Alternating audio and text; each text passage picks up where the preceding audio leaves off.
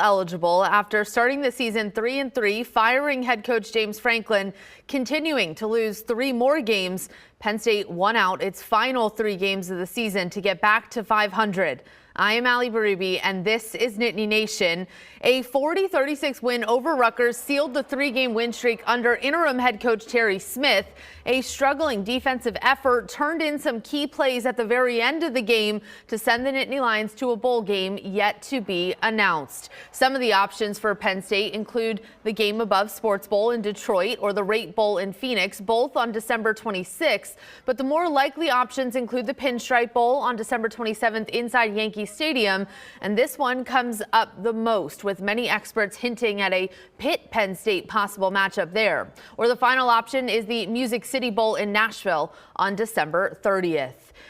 Easy to feel like this is all whiplash after the national championship expectations of the offseason. From preseason ranked number 2 team in the country, Penn State beat its first 3 non-conference opponents, Nevada, FIU, and Villanova, by an average of over 38 points per game. So a 3-0 start had Penn State going into the whiteout game against Oregon on a high. College game day in town, a top 6 matchup, would have been a signature win for James Franklin. Penn State trailed by 2 touchdowns in the 4th quarter, but tied it up with 30 seconds to play, went to double overtime where Drew Aller's interception sealed the 30-24 loss. Penn State then went on the road to take on a UCLA team that essentially fired its coaching staff, and the Nittany Lions lost 42-37, which led Penn State to its 3rd loss in a row when the Nittany Lions fell in a dismal effort to Northwestern at home by a point. It was a bleak scene watching James Franklin say goodbye to his players on the field, leaving to boos and chants of Fire Franklin. Post-game, we learned a lot about the head coach's mentality. We've heard the emotion from the fan base, and we saw yours post-game. Do you still want to be the head coach here at Penn State, and do you have confidence that this is a group of people that can turn this around this season? Yeah, for me, it's always been about our players, and those guys are hurting right now, and the fans are frustrated, and I get it. I totally get it. Franklin was fired the next day on October 12th, one of the first coaches at a major school to be fired in 2025. Penn State, with a 3-3 record to that point, would then be led by interim head coach Terry Smith, a Letterman, whose first 3 games at the helm would be a night game against Iowa, then on the road against the top-ranked team in the country, Ohio State, at home against the second-best team in the country, Indiana. All 3 would be losses, but Penn State led against both Iowa and Indiana and trailed Ohio State by just 3 at half. We're all wanting the plays to go our way. You know, we're talking blades of grass, right? Back to the Oregon game. You know, and we're just trying to create, you know, maybe we get the call for the blade of grass. And right now we're in that storm where we can't get the blade of grass. So, you know, just trying to make sure my guys know I'm fighting every way of the storm for them guys, and, you know, just trying to turn the tide. But there was still a chance for Penn State to salvage the season by winning out, and they did just that. Our Caleb Nixon explains how. In a season that included 6 straight losses, Penn State's hopes for a bowl game seemed very slim just a few weeks ago. Now, after 3 straight wins, the Nittany Lions are bowl eligible. It began on November 15th, a do-or-die game on the road against Michigan State. The blue and white ultimately retained the land-grant trophy in a 28-10 victory. Super happy for our kids. I'm super happy for our program. I'm super happy for our fans and our following. We deserve this game. We now know again what it feels like to win, and we just got to build on this with momentum. Tonight, we celebrate. Tomorrow, we reset. The following week was senior night inside Beaver Stadium. One final chance for these seniors to win on their home turf. Not only did they deliver the victory against Nebraska, but they did so in dominating fashion. A 37-10 victory led by Katron Allen's 160 rushing yards to make him the all-time Penn State rushing yards record holder. I came in here like my freshman year. I didn't think about the rushing record. I just wanted to make a difference for here, for my team, for us to win, and hopefully bring a nice championship. But I mean, unfortunately, that didn't happen. So I just came here with a mindset I need to play, and I mean, do the things on the field and play for my mom and things like that. Just playing ball because I love ball. I'm super proud of the effort of our guys. They are playing inspired football. They're hungry. They want to play. You know, in a season that they could easily give up and quit, they're on the brink of playing some of our best ball.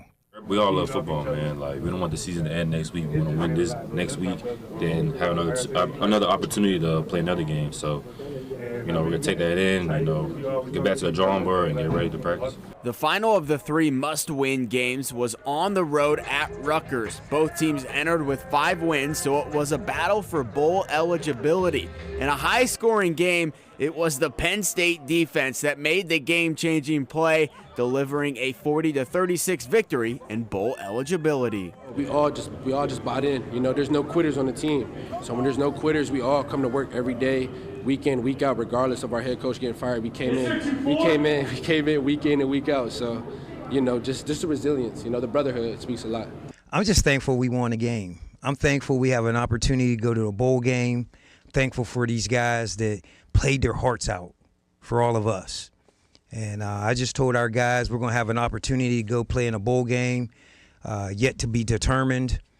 I'm going to give these guys a week off, and I think next Sunday is Selection Sunday. We'll figure out who we're going to play, and then we'll just start game planning from there and, you know, take care of our veteran guys and get our young guys a lot of work and get them ready to go. My parents get to watch me play another game as a Penn State starting quarterback, so that's really what I do it for, and I'm just excited for that opportunity.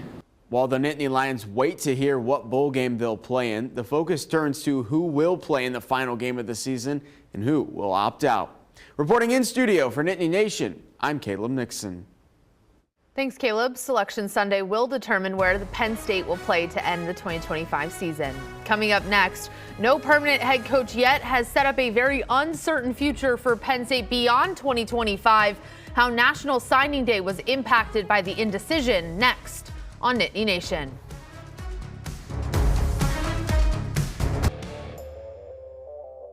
The immediate threat is to take Penn State players, right? With the uncertainty of the next head coach, the locker room is the most important thing that we can do is protect the locker room.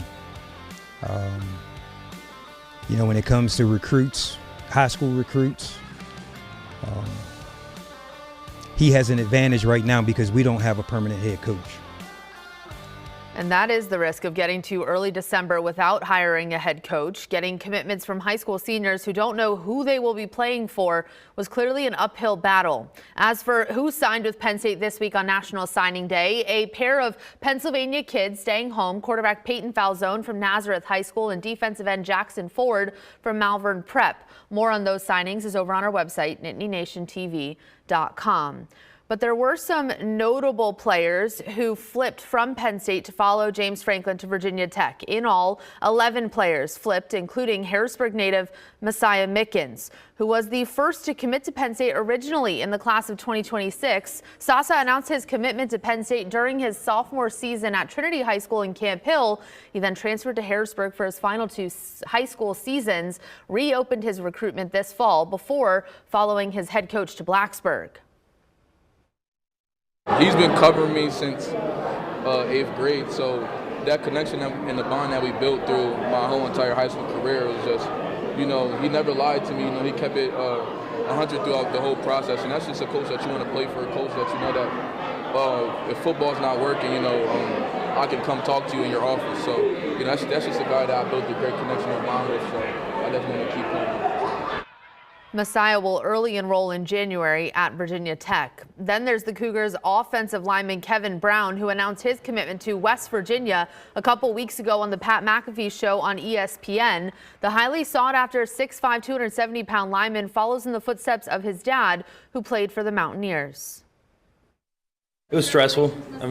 But I came at it from a point of view that I'm blessed and that I get to have this situation happen to me. Not many kids are recruited like we are, and I'm just blessed and thankful, and I thank God every day that I wake up and I'm able to spread His word and do what I love most, and that's honor Him and play football.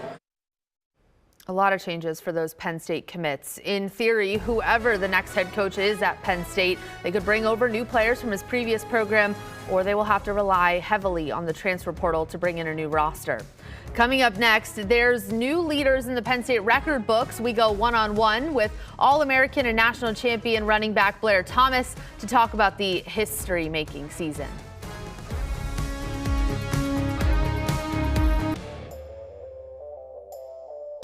Yeah, I feel like I left my mark, just being, like you said, breaking all these records, ending on top with a win. It means a lot because, we've been through a lot of adversity this year and obviously have good years these last couple of years. So, I'm just so grateful. Like I said, we've been through a lot. Just me and Fat Man, we stuck together, man. Every week we fought and, just to get this win. And, he ran over 200 yards, which is crazy. And, it just meant a lot for me and him. So I'm just proud of him. Nick Singleton cemented his place in Penn State history. His 2 rushing touchdowns against Rutgers gave the Central Pennsylvania native sole possession of the all-time rushing and all-purpose touchdown records previously held by Eagles Super Bowl champion Saquon Barkley. For some insight on the historic seasons for running backs Kaytron Allen and Nick Singleton, I went one-on-one with All-American national champion running back Blair Thomas. You can't negate one, speak of one without the other. Because it seemed like their roles were switched in the beginning, and they were able to achieve some great things as a tandem, and some of that kind of keep the guys healthy by them having that dual, bouncing off of each other. Yes, I'm quite sure Nick wanted to put up more yardage than he did this year. He didn't have as many opportunities. But only the guys in that locker room, only the coaches know what those guys been through the last 3 years. But I think both of them shown that they can play at this level and even at the next level with the numbers that they put up at a big-time program within Penn State and playing against some of the best competition in the country. So they both can do it. So I think hopefully it solidifies them in the fact that they can stay healthier longer at the next level because they had 4 years to share the duty of being that top back and share the pounding, the licks and the pounding that they receive over the years. Yeah, I think they always talk about with the coaching staff, it's tread on tires, right? And the fact that for a running back, eventually, your body just can't do it. And so to have limited carries in college compared to a running back at most programs who has to take the bulk of it, I think is always been a really fascinating part. And I think Terry was really open in saying, when you look at these two, both now, Kaytron, the all-time rushing leader, Nick Singleton, the all-time touchdown leader for Penn State in a number of categories, for them to do this at this pace together while sharing carries, they're the same age, they came in together, they haven't played a single season without one another. I think back to your sophomore season when it was you and DJ Dozier, and you still kind of made a name for yourself in that national championship team, but what does it say about just the way Penn State is running the football that both of these guys can be this productive at the exact same time? Well, you can't run the ball with the same effectiveness if you don't have some type of passing game. So I think over the last 4 years, the receivers, the quarterbacks have contributed enough to spread the offense to allow those guys to do what they're capable of doing. It's a completely different offensive system than when I played many, many moons ago. But this offense allows for big runs and big plays to take place in the running back position. They just have to be ready to make sure that they're playing at the right intensity to make sure that when it happens, they're prepared and ready to deal with it.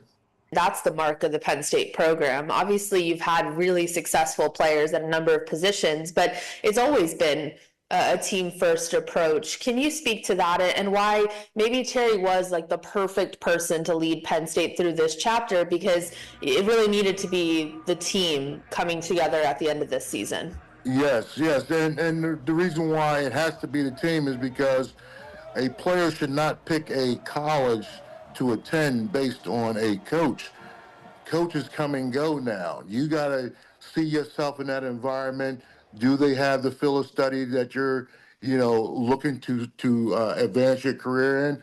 Or, what is your main focus as a player still growing and a young individual, still growing in life? So you should pick your school because of a curriculum, and you see yourself living there 4 or 5 years if you're playing in this sport.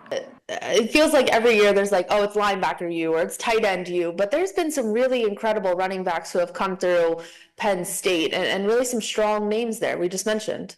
Well, to sum it up, we have had great players at all positions. It's just that the glorified positions are the linebackers and the running backs. So that's kind of what we were known for. But you go through the league, you will see we have a lot of offensive linemen. We have tight ends in the league. So we have a variety. So we just produce solid football players, and it's now the coach's job to get the best out of those players. Our thanks to Blair. Where does Penn State go from here? Next on Nittany Nation, we'll discuss the coaching search and the only path forward for Penn State. Coming up next. Letters are piling up on Pat Kraft's desk as this week's rumored coach in waiting for Penn State, Kalani Sitake, announced he would be staying at his alma mater, BYU. The longer this drags on, the harder it is to see the vision for athletic director Pat Kraft. So what exactly is he looking for? We're going to continue to conduct a national search. Our next coach will be someone who embodies everything Penn State stands for: integrity, accountability, toughness, humility, and an elite motivator. We'll find a coach who can achieve excellence at the highest level, doing it with confidence and conviction. By all accounts, the man Pat Kraft just described is being embodied by current interim head coach Terry Smith. Why are we begging guys to come coach at Penn State when the guy who wants the job is sitting right there? And Terry Smith does want the job. It would complete the full circle moment for a son of a Penn State grad turned Penn State player, letterman, and now coach. The criticism is, how can you hire a guy who was brought in by James Franklin? Wouldn't the culture that existed under James exist under Terry? While I think it's clear from his interviews just how different Terry is from James, I'll give you the example of Nittany Dennis Sutton. After the Northwestern loss, he was asked about the run defense, and Nittany said it wasn't his job to worry about that, with disgust and defeat in his voice.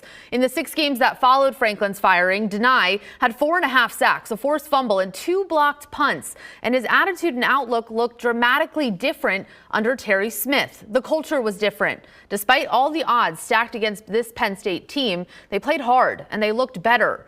Then there's retaining the roster. Players like Tony Rojas openly calling for Terry Smith to be named head coach.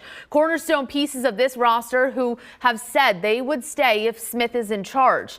Terry was the head of defensive recruiting and sat in most of these players' homes personally. They trust him, they play for him, and they're hoping he leads them next season. And the Letterman back Terry, many publicly endorsing their brother for the job. The donors are now pushing for Terry to be named head coach. The chants inside West Shore home field at Beaver Stadium of fire Franklin replaced by ones about Terry. The support is behind one man, and it's really the only move Pat Kraft can make at this moment. Whether we saw this coming or not, Penn State was one of the first to fire its head coach this season back on October 12th. Now they will be one of the last to fill the vacancy almost 2 months later.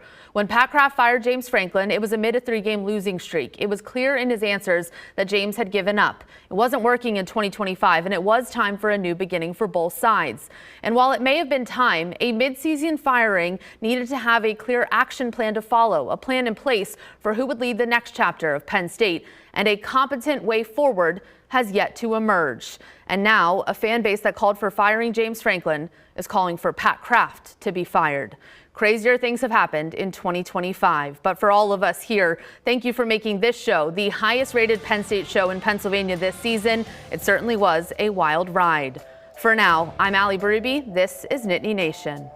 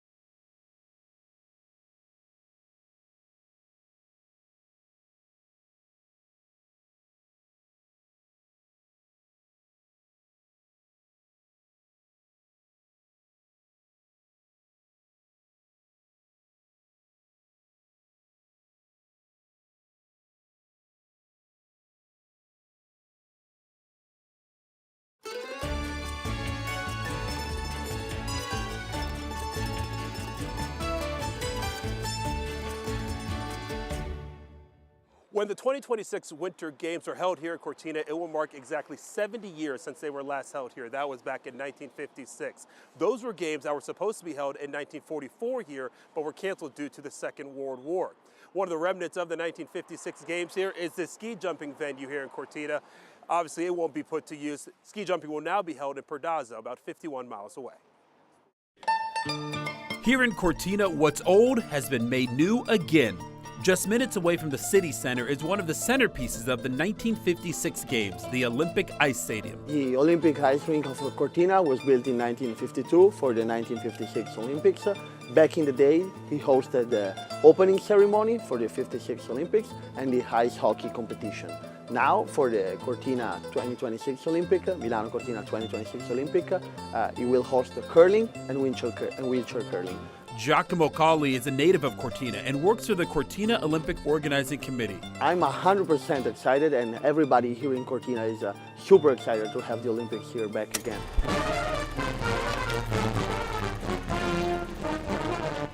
Framed by Italy's northeast mountains, the new stadium for the Winter Olympic Games is ready for inauguration ceremonies.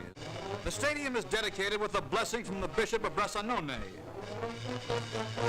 There are 12,000 seats, and the ice rink is the largest in Europe.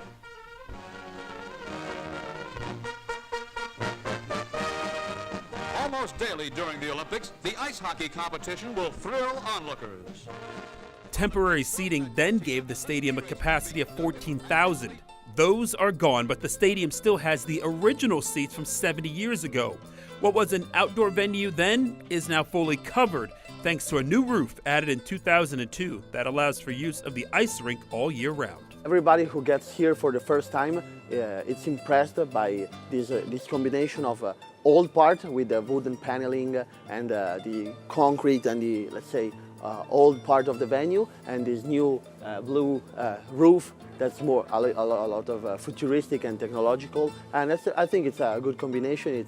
It suits well the venue, and it's great. So imagine yourself here, sitting here in these wooden stands in Cortina in 1956. This is where folks would sit to watch the opening ceremony of the 1956 Games. Pretty incredible. And here is your view. Now, as you can see, it's an ice rink now with the roof, but back then, there was no roof. This was outdoors, and all right there were the opening ceremonies. Now, 70 years later, this will be the home for the curling competition for the Games. Curling, of course, wasn't even an Olympic sport back in 1956. And it's pretty cool how they've modernized this thing. Again, look at these wooden stands. I mean, these are uncomfortable. And there's really not that great a view as you look at the wood here.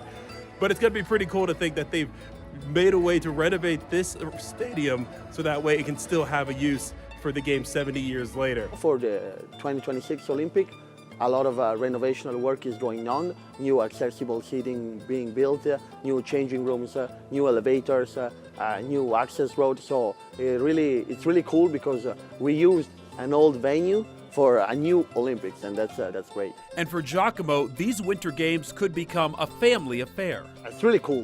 My grandfather carried the torch in 1956 Olympic. I'm trying to make the curling team. My brother is trying to make the hockey team. So Olympic is a big topic for the Colli family, and if all work out, it will be great. Me playing curling, I'll be my brother playing hockey, and my grandfather Bruno carrying the torch. I hope that everybody that is coming to Cortina to watch the games will be fascinated by the landscape of Cortina. Maybe sometimes we hear about the Swiss Alps, French Alps, but really I hope that people will fall in love with the Italian Dolomites and the Cortina Mountains. But I mean, it's beautiful. Cortina is home to the 2026 Winter Games, and it's also on that hill where Michaela Schifrin will return to the world stage. Yeah, I think it's one of the most amazing courses in the world circuit. The athletes like a lot to be in the morning at the top because of the peak of the mountains, and because, of course, it's one of the most technical, speed, and emotional course on the circuit. So it's pretty challenging, is what you're saying? Yeah, absolutely, very challenging with a huge number of very technical passage spot during the slope, like the Sciustofane. but it's very, very steep, the grande curva, and a lot of jumps along of the course, so very funny. How amazing is it for the city of Cortina to have an Olympics come back after 70 years? Yeah, it's absolutely amazing. We have the feelings of the Olympics 1956 in all houses in Cortina, and a lot of parents of people that are organizing the competition and events right now. So for us it's a very huge emotion. We are fully committed to give again a good picture of Cortina around the world. Now, how will the course change at all come the Olympics? Do you do anything different than maybe a World Cup for the Olympics? No, I think for speed events will be more or less the same as during the usual World Cup. So the start at the very top of Pomedes, the start of the Super G is at the top of Giustofane. Of course, for the technical side, so GS and slalom, we have not the World Cup usual during the circuit, so it's quite a new experience for us. The last races was during the World Ski Championships in 2021, so we need to keep again some experience and skills for the technical disciplines, but we are ready for this. From the slopes to the shops of Cortina. So we are here in Cortina. This is the kind of posh winter resort. Think your park cities, your vales. This is exactly what it is here in the northern part of Italy. We have seen tourists from far and wide come here with their skis, and now the skiing day is over and it's time to relax, right? Go grab a coffee maybe after trying to warm up after a day of skiing, or maybe it's time to grab a beer. Whatever it might be, this place is starting to get packed, and it's really cool because it's just a cobblestone street that goes up and down here, and you're going to see all kinds of different restaurants and shops, and of course you've got the hotels and different places for people to lodge. What I think is really cool is just how relaxed everything is here. You have beautiful views no matter where you look. I mean, this is where you want to be if it's in the winter. And for those who decide to come to Cortina for the Winter Games, expect it to be packed along these streets, lined with luxury stores like Louis Vuitton and Dior, but also some of the more locally owned stores. Cortina offers a wide selection of restaurants, wine bars, pubs, and cafes, perfect for those who are either starting their day or winding down after a long day on the slopes. It's no wonder why Cortina is one of the most popular destinations for holiday travelers. If you've never been to Cortina, put it on your list. It is quite the drive from Milan or Venice, but it is very much worth the trip if you're into those winter sports, or frankly, feeling like you're really rich in this winter wonderland of sorts. Time to head to Milan. La Scala is probably one of the most famous theaters from the very beginning because, first of all, for the incredible acoustic. The Opera House was built in 1778 on the spot where an old 14th century church, Santa Maria alla Scala, stood. The theater was named after it. From the beginning, we have a lot of important composers who came here. The first performances of very important operas were made here. 4 statues adorn the great entryway. One of them is of Verdi. But as he was a little bit superstitious, he didn't want to be here with some other 3 people who were already dead. Legendary soprano Maria Callas appeared in more than 24 productions at the famous Opera House. If Maria Callas is famous, everything happened here. La Scala was bombed in 1943 during the Second World War, but the bombs didn't explode. There was a lot of damage, but the structure was saved. They started the works to rebuild the theater in December 1944. That means before the end of the war, because it was very important for Milanese people to rehab for first the theater as a real symbol of the city itself. Then in May 1946, we have this incredible concert conducted by Arturo Toscanini. After the Venice Opera House burned down for a second time in 1996, La Scala closed for 3 years for renovations, afraid the same thing could happen. So we started the works in spring 2002, and on the historical part of the theater, they really tried to keep the inside of the theater absolutely as it was, even as it was in 1778 when it was built. Now everything is fireproof. So the first thing that they did was to change the fabrics everywhere, and just to cover the inside of the boxes, we are talking about 145 boxes. They use almost 3 kilometers of fabric.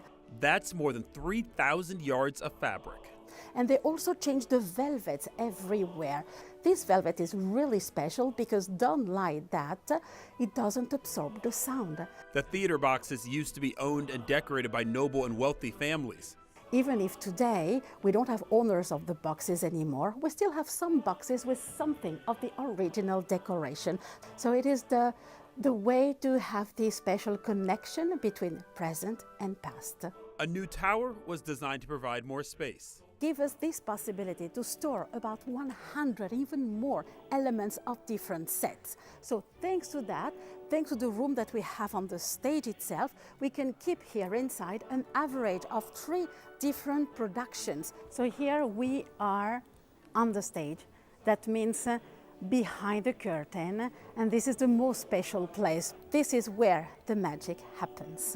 It is a special place, La Scala, where the past meets the present and the future. When we do La Bohème, we always do this production from 1963.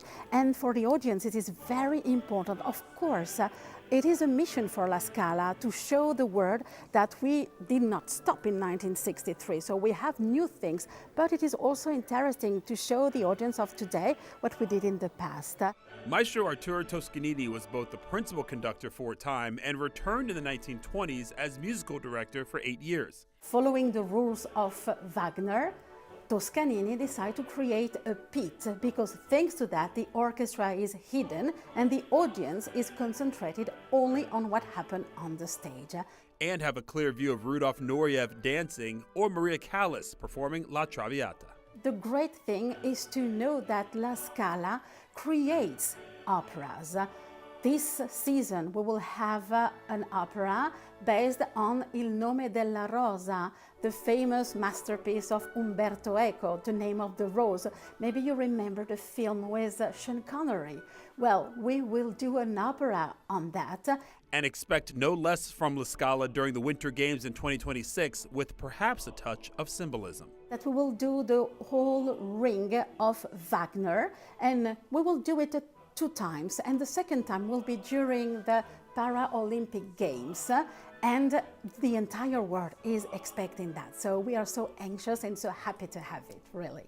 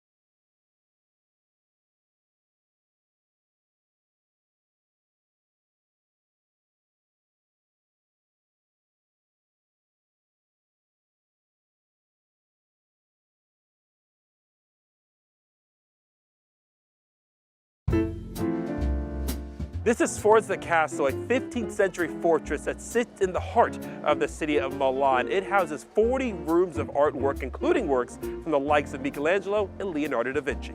The castle's galleries are filled with ancient artifacts, tapestries, musical instruments, and thousands of paintings. We are now in front of one of our masterpieces, a painting realized by Canaletto. And it's one of the biggest one in a public collection in Italy. And we have two of this one because Canaletto realized probably for an English lord this view of Venice, and he realized two different views in front of San Marco Square.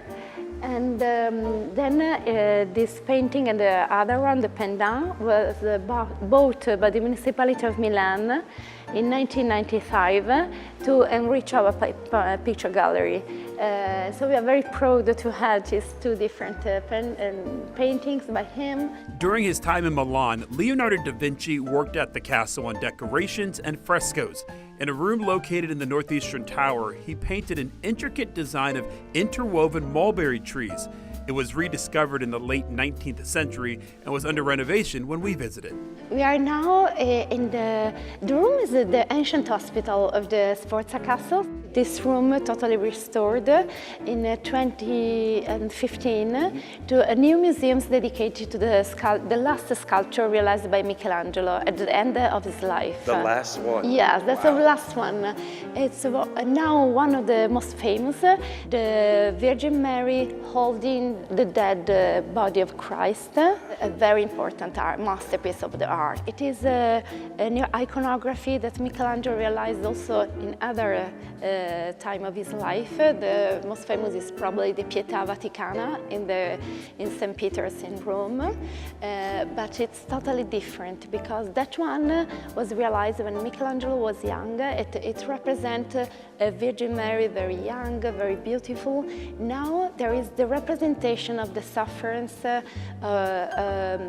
also because Michelangelo was old at the end of his life, and it realized this sculpture not for a pope, for a church, but for himself. And so it was like, the last testimonial of his art. And it's very, very interesting because it is realized in a totally different style. So not a classical style, but with this undefined style, because he continued to sculpt for years. And for example, from the block of marbles where the Virgin Mary was realized at first, is sculptured again and realized inside from one only block of marble, also the figure of Christ. The head is not so identified, but we can feel what's the feelings between the two people.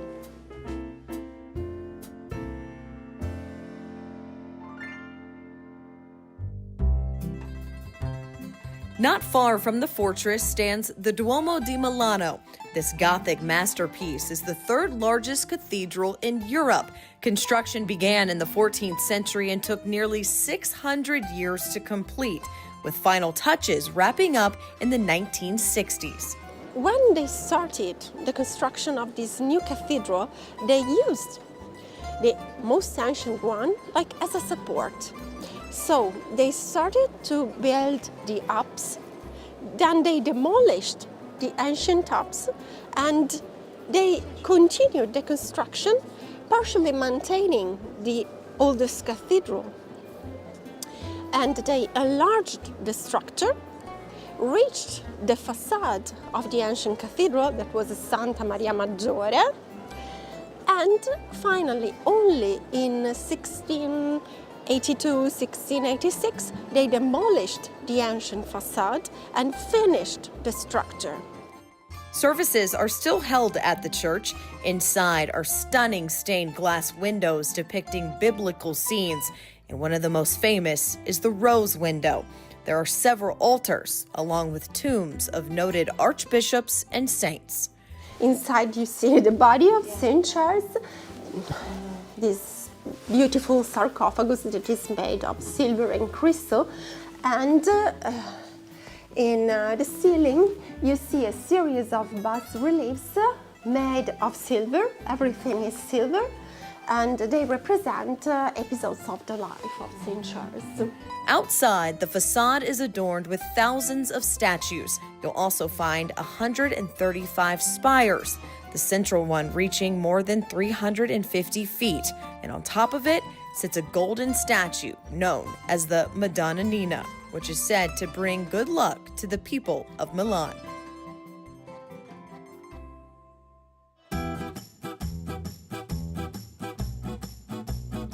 From the brushstrokes of the Renaissance masters to the bold expressions of contemporary artists, all are on display here at the Pinacoteca di Brera in Milan.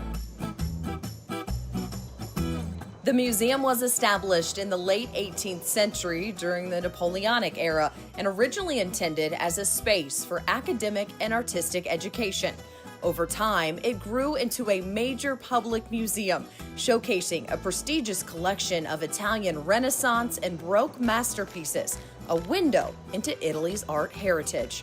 Museum director Angelo Crespi says Brea has become an integral part of the city's history. In recent years, the museum has become truly central to the dynamics not only of the city, but also of international tourism. Milan is one of the most attractive cities in the world. At this time, tourists come and want to visit something of the Italian culture.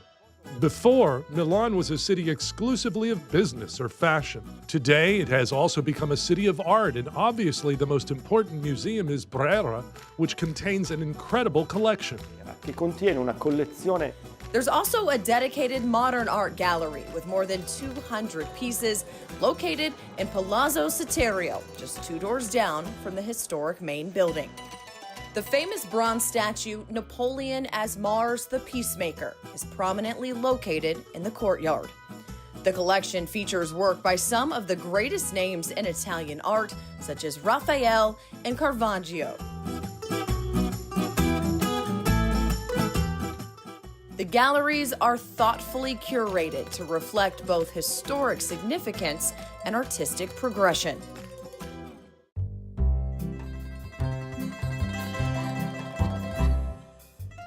Looking for a chance to get away from the hustle and bustle from the city of Milan? Maybe take a trip to Lago Maggiore, an hour or so away, and get a taste of life on the lake. It's the second largest lake in Italy, stretching over 40 miles, blending historic charm with its natural beauty. And it's just an hour and a half from Milan. There is plenty to experience, from garden strolls to boat rides and scenic hikes. The Borromean Islands are a must-see. There are 3 islands, but only the Isola di Pescatore is inhabited. You can grab a meal at a cozy restaurant or do some shopping with local artisans. In the lakeside town of Stresa, you can take a cable car up Mount Matarone for great views of Lake Maggiore, and on clear days, you can even see the Matterhorn. On the western shore, Verbania boasts a huge botanical garden with more than 20,000 plant varieties that begin blooming in early spring. And at the very northern tip of the lake, you can cross into Switzerland. While Lake Como is renowned for its luxurious villas and celebrity appeal, Lake Maggiore has a more relaxed feel to it.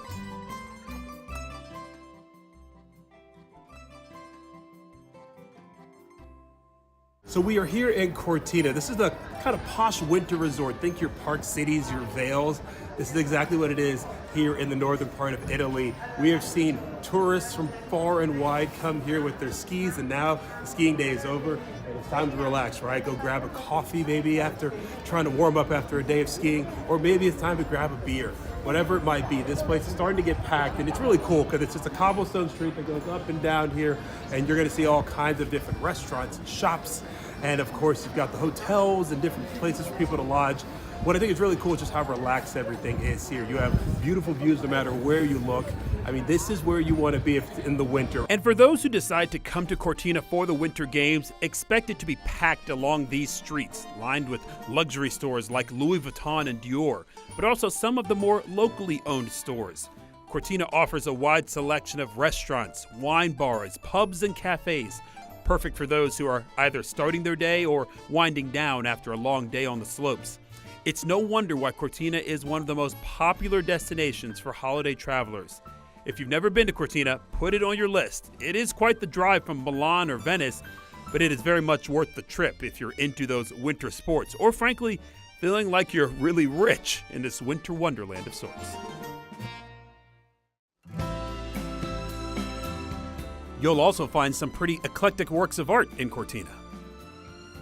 Cortina is not only sport, we have also culture, and I think we have a very good collection here, so we are really proud. So the people that come in Cortina can have also sport and culture. When you come to Cortina, come for the culture as well, and the Mario Romoldi Museum of Modern Art is just the place to do that. Named after a native son of Cortina, Mario Romoldi. So at the beginning, he was a collector and he wasn't very expert, but during his life he met a famous artist and also a commerciant. So during his life he became expert and he bought a lot of works. But here in Cortina, at the beginning, the people said, "Oh, you are spending many money in this, what are you doing?" Instead, at the end, he was really an avant-garde of this area. So we are really so proud now to have all these works here. The family of Mario have the Hotel Corona here in Cortina. And during his life, he met a lot of artists, and the artists went in Cortina, and they went to the hotel to sleep there. So at the end, the guest give him the works like payment. So he had a big group of works to start his collection. The collection is vast, with more than 300 works inside from many of the biggest names in Italy, including Pablo Picasso. Upon his death in 1972, Romoldi's family donated his collection to the community for display. He was really loved in Cortina, and he was a teacher of art in Cortina. He was very loved by his students. In 1956, during the first Olympic Games in Cortina, he was major here, and the people have a good memory of his work.